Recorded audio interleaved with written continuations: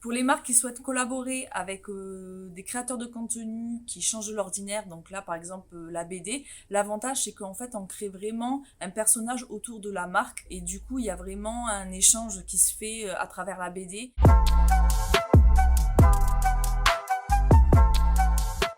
Salut, c'est Blachette, je suis illustratrice et BDiste et également créatrice de contenu sur Instagram depuis maintenant 2016 où j'aime croquer des petits instants de vie, des outfits que je croise dans la rue et mes coups de gueule également.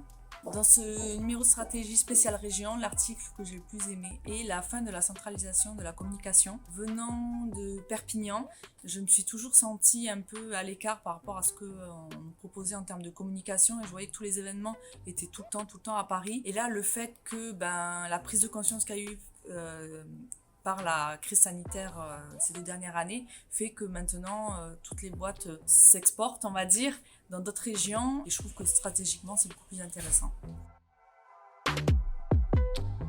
Où est-ce que je puise mon inspiration? Tout d'abord pour les outfits, j'aime énormément la mode. Ça a commencé d'abord dans le métro parisien où je trouvais des looks hyper intéressants et je m'amusais à les croquer. Ce que je m'amuse à faire, c'est que je dessine la personne, je la poste sur mes réseaux sociaux et si le look plaît à ma communauté, je fais des recherches pour trouver des dupes de la tenue et comme ça les personnes peuvent se reproduire la tenue chez eux. Aussi, ce que j'aime beaucoup de faire, c'est des petites scènes de vie. Mon quotidien, j'aime le caricaturer et le proposer dans mes dessins sur Instagram.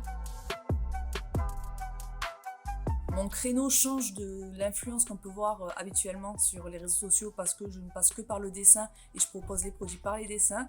Une histoire sur 4, 5, 6 cases grand maximum.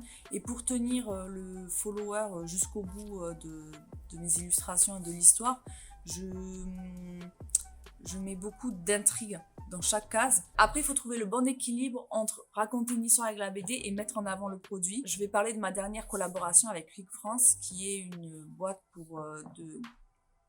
d'achat pour les courses en ligne et qui se fait livrer dans Paris en Ile-de-France. J'ai mis une histoire d'une copine et de mon personnage Blachette qui se retrouvait dans un appartement et qui n'avait plus rien pour faire la cuisine. Et du coup, j'ai amené comme ça Flink en disant on n'a qu'à commander sur Flink, c'est ouvert 24 heures sur 24, 7 jours sur 7. Pour les marques qui souhaitent collaborer avec des créateurs de contenu qui changent de l'ordinaire, donc là par exemple la BD, l'avantage c'est qu'en fait on crée vraiment un personnage autour de la marque. Et du coup, il y a vraiment un échange qui se fait à travers la BD. C'est amené de façon un peu plus, je dirais, intuitive et mené par une histoire tout simplement. Donc, ça sera moins calculé pour la personne qui va lire la BD.